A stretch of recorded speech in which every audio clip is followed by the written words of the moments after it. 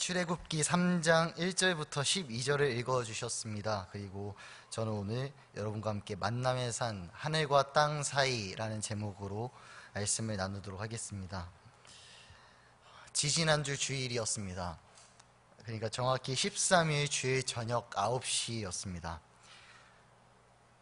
졸업하고 나서 친구랑 연락이 끊긴 저에게 오랜만에 반가운 연락이 왔습니다. 그래서 무슨 일이야? 했는데 장례가 났다는 소식이었습니다. 친구 아버님께서 하늘나라 가셨다는 소식이었습니다. 근데 제 마음이 더 짠했던 것은 저는 불과 작년에 그 친구의 모친의 빈소 역시 찾아간 적이 있었기 때문에 특히나 세상 욕심 하나 없고 오직 예수님만 잘 바라보는 우직한 친구였는데 적지 않은 나이라고 생각할 수도 있겠지만은 26살 아들과 23살 따님을 남겨놓고 부모님들이 그렇게 다 떠나가셨다라고 생각하니까 제가 다 답답하고 걱정이 되더라고요. 늦지 않은 시간, 장례식장을 향하는 1시간 정도 걸리는데 그런 생각을 했었습니다. 하나님은 분명히 미치신 게 분명하다. 다른 친구도 아니고 왜 하필이면 이렇게 착하고 욕심 없는 친구들에게만 이런 힘든 과정을 주실까? 이러시면 곤란하지. 그렇게 생각했었던 것 같습니다. 생전 뵌 적 없던 친구 아버님 빈소에 조문을 하고요. 오랜만에 본 친구를 꼭 한번 안아주는데 역시나 훌쩍거리는 제 친구가 이렇게 어엿하게 상주로 서 있었습니다. 평소에 눈물 많기로 유명한 저 아니겠습니까? 근데 제가 눈물 하나 없이 그냥 꼭 한번 안아주면서 벌써 지치진 않았지, 좀만 더 힘내자, 이렇게 한마디만 했었습니다. 친구에게 아쉽게도 오랜 시간 함께 하지는 못했지만은 하여튼 잠시간 이야기하면서 그리고 그 장례식장에 있으면서 좀 안심이 되었던 것은 못 본 사이에 그리고 어려운 일을 겪으면서 그 친구의 마음이 많이 튼튼해져서 이 상황을 의젓하게 잘 견뎌내고 있다는 사실이었습니다. 또한 부모님을 마지막으로 보내드리는 그 순간이라 그런지 동기와 친구들의 힘을 제대로 볼 수 있었습니다. 친구네 교회 권사님들보다 이렇게 양복쟁이 웨이터들이 빈소에 많은 거 보신 적이 있으신지요? 다들 학교 끝나고 사역 끝나고 이렇게 검은 넥타이에 양복 차림으로 이렇게 다들 섬겨주러 왔었던 것입니다. 반찬 나르고 바쁘고 상 치우고 신학생들이 술을 대령하기도 하고 입구에서 방명록과 부의를 보는 친구도 제일 믿음직한 친구를 앉혀놨습니다. 그런데 특별 새벽기도 기간이라는 거예요. 야, 너는 어떻게 이걸 보고 있느냐? 내가 밤새고 보다가 새벽에 잠시 갔다 온다, 그렇게 얘기를 하더라고요. 참 이렇게 급박하고 슬픈 순간 함께하며 이겨내는 멋진 친구들, 든든한 친구들이 있어서 빈소 홀로 떠나는 마음 그렇게 무겁진 않아서 다행이었던 것 같습니다. 그래서 성경에서도 장례식을 많이 가보라고 했던 것 같습니다. 어떻게 보면 참 저에게 인상적인 몇 안 되는 장례식 중에 하나로 꼽힐 것 같고요. 이 설교 시간의 초반을 빌어서 참 그런 친구들을 주신 하나님께 감사하다고 꼭 말씀드리고 싶습니다. 장례라는 것이 죽은 자를 위한 것인가 산 자를 위한 것인가 라는 질문을 들은 적이 있으신지요?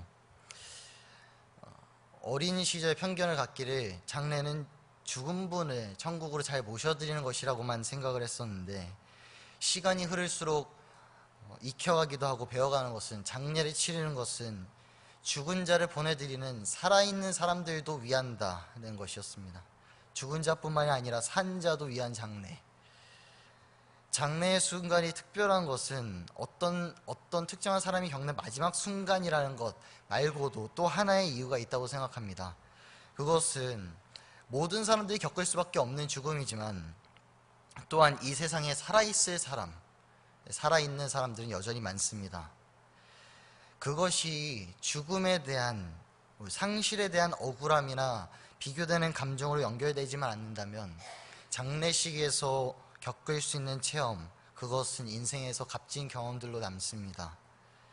그것은 죽음과 삶이라는 너무나도 대조되는 그 사이, 그 경계에 있기 때문입니다. 이 두 가지를 모두 생각하고 살아야 우리는 너무 교만하지도 않게, 너무 사악하지도 않게 근신하며 착하게 살 수 있을 것입니다. 우리에게 언제 마지막이 올지 모르기 때문입니다.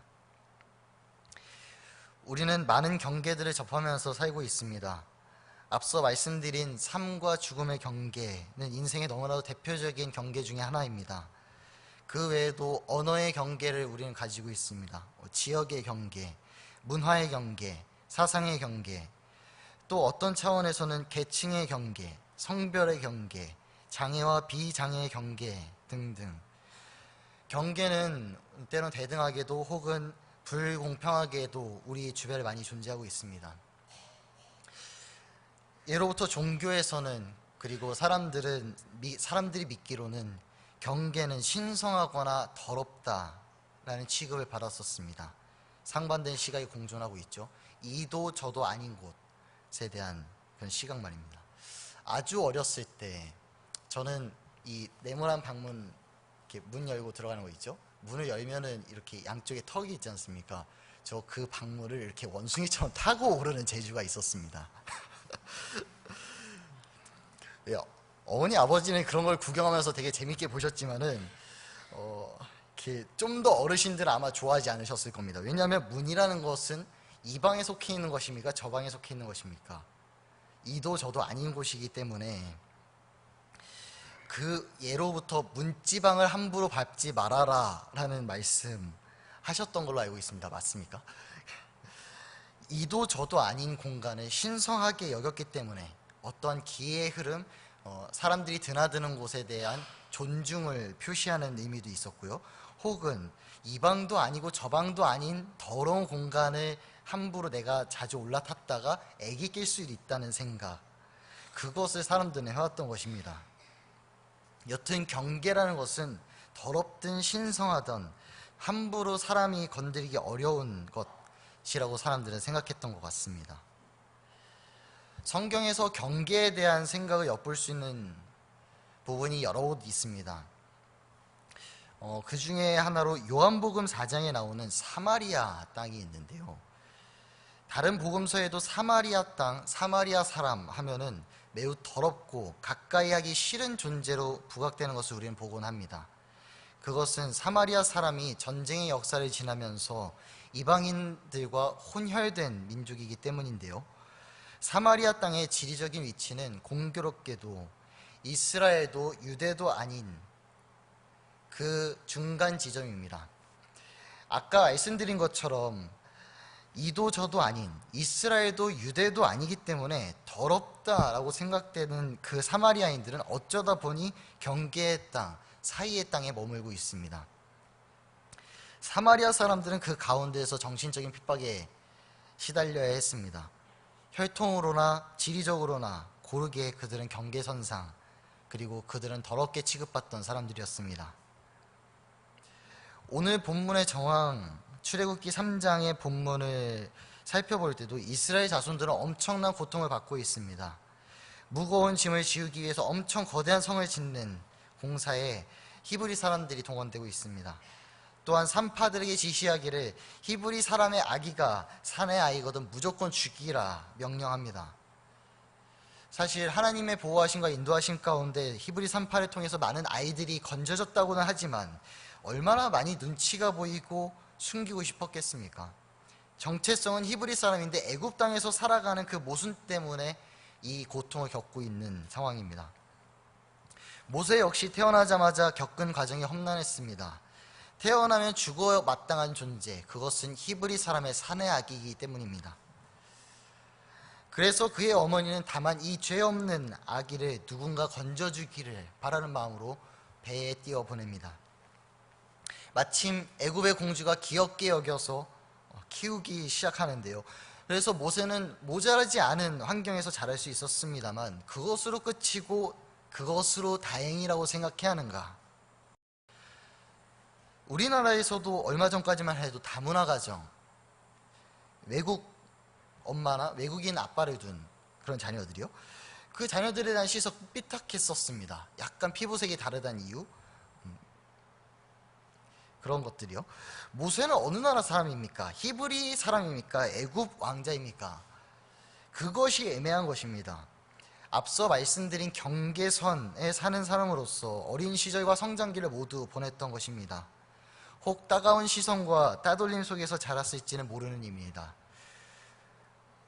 그런데 어쩌면 출애굽기 2장 12절에서 모세가 분노에 못 이겨서 사람을 쳐 죽였던 일, 그것은 히브리 사람을 긍휼하게 여기는 마음에서 다독이고 위로하는 데서 그쳤다면 어쩌면 더 좋은 기회가 될 수 있었을지 모르겠지만, 그 분노를 살인으로 이어지게 한 것은 100번 봐도 실수입니다. 하지만 경계선상에 사는 사람의 불안정성이라는 것, 그리 이상하지 않은 현상인 것은 확실합니다. 어렸을 때의 상처, 히브리 사람도 아니고 애굽 왕자도 아닌 경계상의 인물로서 겪는 정체성의 혼란, 그것이 분노와 살인을 유발했다고 볼 이유는 충분하다는 것입니다.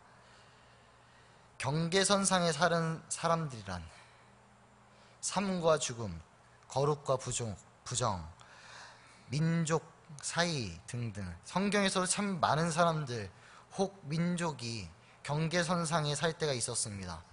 하나님의 사람들이란 모두 경계선상에 사는 사람들입니다. 그것은 천국과 지옥 사이에서 오직 하나님 계신 하늘나라를 바라보기 위해서 지금 이 세상의 경계선상에서 미리 씨름하고 선택하는 훈련을 받는 것 같아 보입니다. 세상을 알고 있을 것입니다. 그 경계선상에 사는 이들, 이 세상과 사람이 본디 악한 것이 맞다면 그 가운데에서 지금 볼 때 그렇게 착해 보이지도 않는데 그렇게 나빠 보이지도 않는 사람들, 그 사람들은 결국에는 지향하는 곳이 있다는 것입니다. 하늘을 지향하고 천국을 가고 싶어하는 고상하고 거룩한 백성들일 텐데, 본디 악한 세상이다 보니까 하늘 바라보는 사람들이 하늘 향해서 가기 위해서 지금 이 땅을 디디면서 살기에는 너무 각박하고 힘들 수밖에 없는 것입니다. 사탄과 마귀 역시 이에 동조합니다.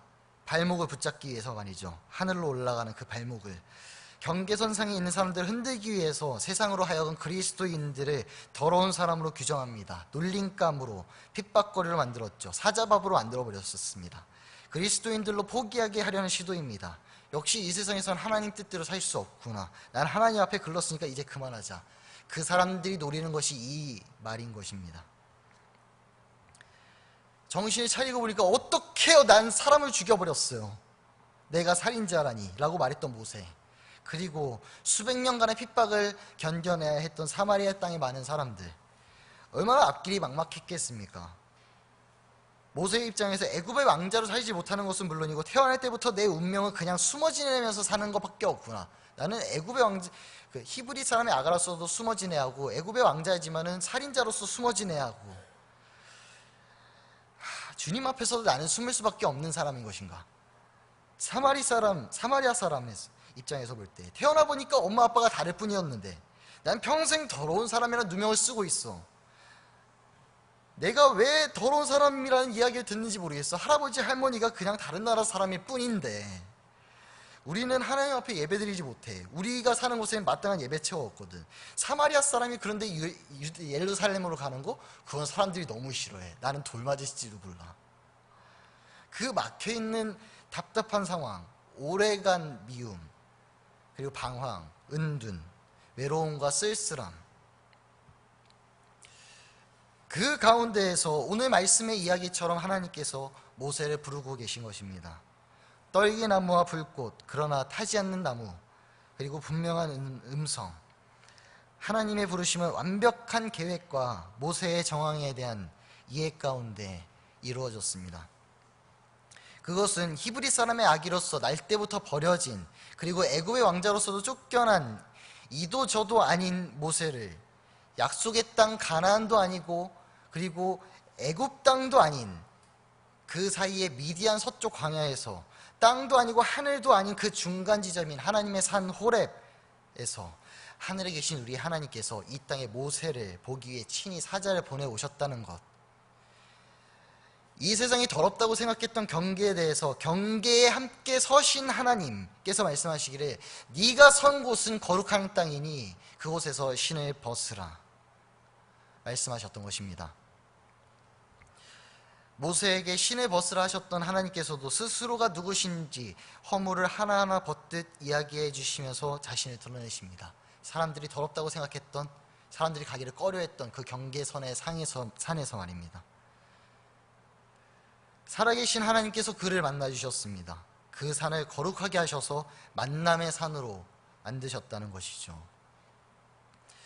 경계선상에 사는 사람, 하나님 믿으면서 사는 그리스도인들, 그들은 소위 영적으로 이중국적자라고 불립니다. 하늘에 사는 것도 아니고 땅에 사는 것도 아닌데 그들을 어떤 것으로 정의내릴 수 있을까요? 그들의 특징은 무엇인가? 그들이 하고자 하는 말이 도대체 무엇인가? 우리는 알아들 수 없다. 그들이 말하는 예수가 무엇인지, 그들이 말하는 복음이 무엇인지 우리는 모르겠다. 그렇게 세상이 이해할 수 없는 삶을 우리는 하루하루 살아가고 있는 것입니다. 하지만 이 세상은 이해해주지 않지만 하나님께서는 바로 그 경계선상에서 우리를 만나주셨던 하나님이십니다. 그 하나님께서 모세에게 보이시듯 오늘도 주님 마음을 품되 이 세상 한가운데를 견디면서 주님 뜻대로 살기 위해 견디고 힘썼던 우리를 기억하시는 것입니다.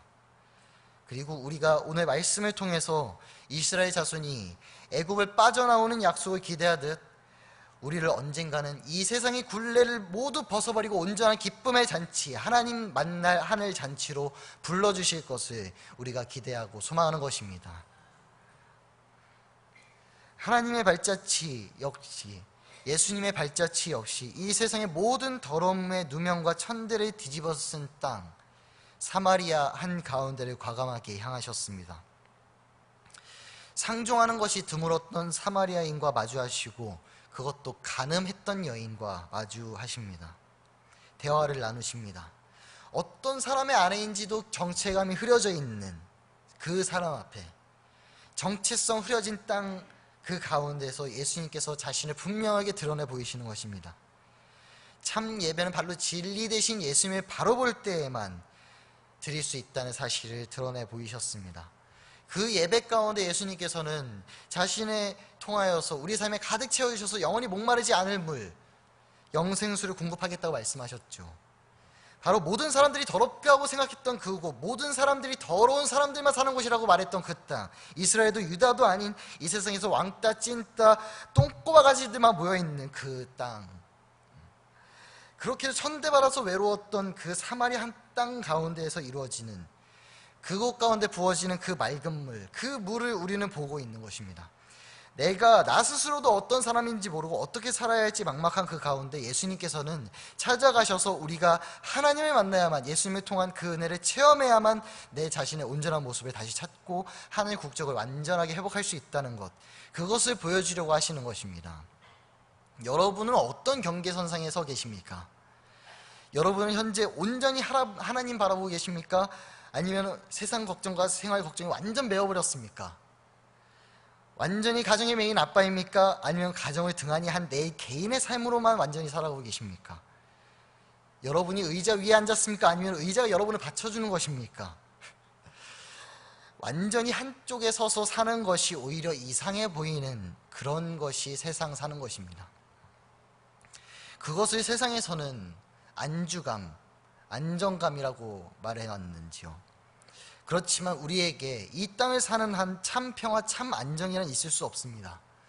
이 경계선상적인 모든 인생의 문제를 완전히 해결할 방법은 없습니다. 이쪽에도 저쪽에도 설 수 없는 방황의 영혼, 그것이 우리의 삶에 연속해서 펼쳐지고 있습니다.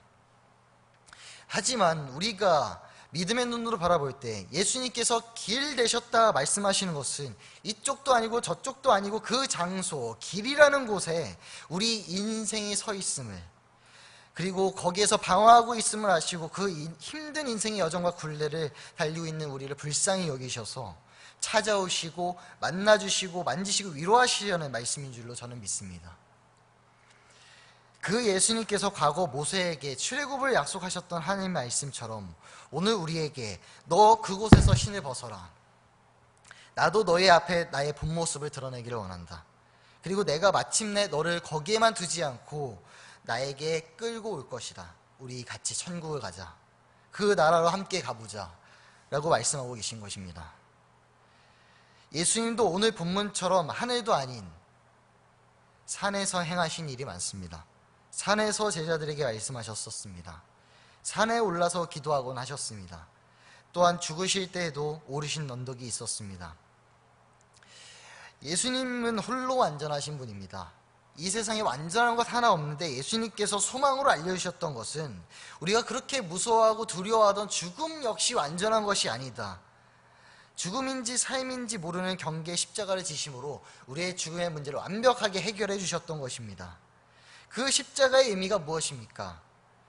죽음과 삶 가운데서 불안해하는 존재, 그 경계 내가 가져가나. 우물쭈물 하늘과 땅의 사이에서 갈등하지 말고 내가 이 십자가 지고 모든 제약 가져갈 테니까 이제 땅의 시민권 버리고 하늘나라 백성으로만 살자. 이제 죄의 구렁텅이에서 빠져나와서 오직 하나님만 바라고 하나님의 선하신 뜻대로만 살아가자. 내가 십자가로 너에게 힘을 더해줄게 라고 말씀하시는 그 예수님의 사랑인 것입니다. 맨 처음에 언급해드렸던 친구가 상을 다 치르고 났을 즈음에 전화를 했습니다. 일정이 너무 고단하고 다음 날이어서 그런지 연락을 받지 못하더라고요. 오후쯤 돼서 문자가 됐는데 푹 잤더니 지금 깨버렸어. 무슨 일로 연락했냐. 그래서 제가 고생 많았다. 어제 발인 예배를 같이 못 갔었거든요. 그래서 같이 있지 못한 거 미안하기도 하고 전화로 목소리라도 듣고 싶어서 연락했다. 친구가 대답하기를 쉽지 않은 시간을 보내야 했었지만 잠시라도 와서 도와주고 같이 있어준 것만 해도 고마웠다. 그 어떤 말보다도. 그렇게 얘기를 하더라고요. 제가 마지막으로 보낸 문자였습니다. 같은 하늘 아래 사는 몇 안 되는 내 친구인데 당연히 가야지. 언제가 되어야 우리가 이 사이에서 이 삶과 죽음의 사이에서 언제 우리가 쉼을 누릴 수 있을지 모르겠다. 그래도 너 늘 그랬던 것처럼 주님만 보면서 살자. 나도 더 바라보도록 노력할게. 이 혼란하고 복잡한 시간 속에서 우리를 지켜주신 하나님이 평생에 지켜주시기를 바란다. 그런 문자를 나눴었습니다. 우리는 획득과 상실, 높아짐과 낮아짐, 가난과 풍요 등등의 경계에서 때론 만족스럽기도 하고 때론 불만스럽기도 한 기복을 늘 겪으면서 살아가고 있습니다. 그 기복이 하다못해서 심지어는 때론 천국과 지옥을 하루 종일 오가는 그런 삶 같기도 할 것입니다. 하지만 그 불안한 삶 가운데 우리가 너무 완전히 지옥과 악으로만 치우치지 않는다면, 그리고 우리의 길 되시는 예수님이 우리 지금 사는 길상에 오시고 함께 걷고 계신다는 사실을 기억한다면, 그리고 우리의 마음과 눈을 열어서 그 예수님의 인도하심을 잘 바라보고 그분 주시는 능력에 따라서 살아가기만 한다면 우리 언젠가는 나도 모르게 불안한 그 삶에서 해방되어서 주님의 완전한 의가 실현되고 행복과 기쁨만 누릴 수 있는 그 나라에 언젠가는 이를 수 있지 않을까요?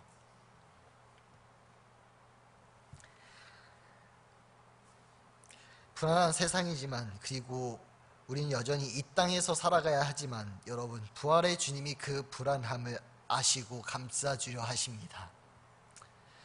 그 주님의 평강으로, 그리고 주님께 기도로 아뢰어서 모든 불안과 염려들을 맡김으로 우리가 조금 더 주님 주시는 평강 가운데로 들어갈 수 있었으면 좋겠습니다. 흔들리는 세상, 우리의 반석이신 주님이 여러분들을 지탱해 주실 것입니다. 그것이 우리의 믿음입니다.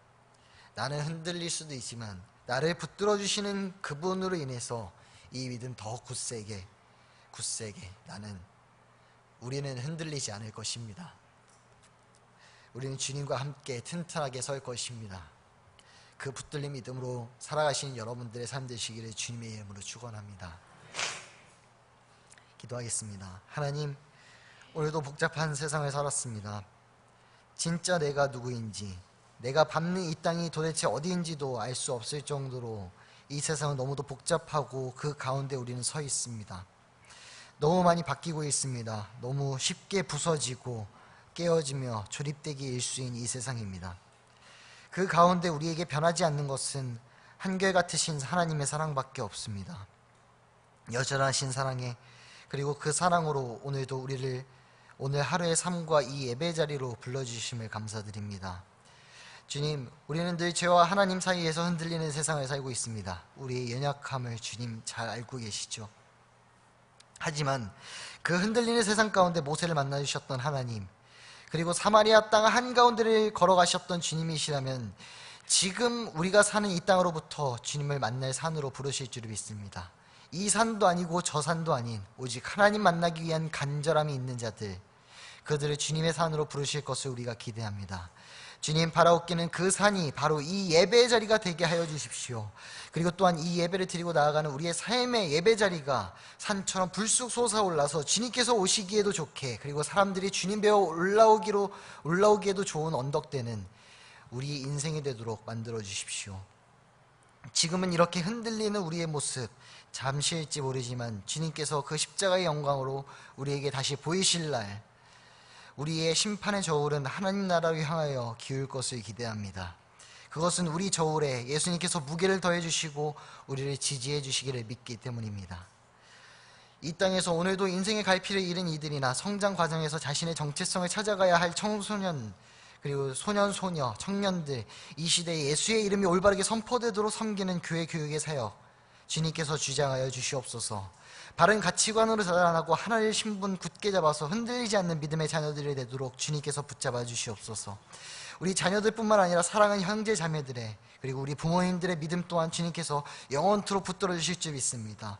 또한 하나님께서 우리 민족을 돌아봐 주셔서 하나도 아니고 분리되지도 않은, 전쟁도 아니고 평화도 아닌 이 불안한 상황 가운데에서 주님께서 주신 진정한 평화, 사랑의 회복이 우리 민족 가운데 회복될 수 있도록 주님께서 함께하여 주시옵소서. 한 이북 땅의 교회를 하나님께서 돌아봐 주시고 지하에서 예배드리는 그 간절한 기도 가운데, 예배 가운데 주님께서 반드시 응답하여 주시옵소서. 경계선상에 있고 방황하던 우리 주님처럼 우리 쉽게 차별하지 않고 고른 사랑 베풀면서 살겠습니다. 많이 안아주고 다독여주겠습니다. 주님 마음 품고 사랑하기 위해 애쓰는 하나님의 자녀들의 앞으로의 삶에 하나님 얼굴의 사랑빛, 하나님 얼굴의 영광빛이 밝히 드러나도록 역사하여 주시옵소서. 사랑의 포기가 없으니 그 힘을 하나님께서 붙들어 주시옵기를 원합니다. 믿음의 가족 개포교회 성도님들의 주일 이후 3일간의 삶을 지켜주셔서 감사합니다. 한 주간의 주님 주시는 평강과 안정된 항구와 그리고 푸른 초장으로 인도하시는 그 지팡이와 막대기의 안위하심을 누리시기를 구합니다. 인생의 수고와 아픔을 주님께서 위로하실 것입니다. 모든 눈물 주님의 병에 담아 기억하시고 생수의 강으로 다시 흘리실 것입니다. 주님을 위해서 사는 믿음 가진 성도님들의 삶을 주님께서 종일토록 지켜주시옵소서. 내 마음에, 내 삶에, 내 영혼에 찾아와 주시옵소서. 우리 주 예수 그리스도의 이름으로 기도합니다. 아멘.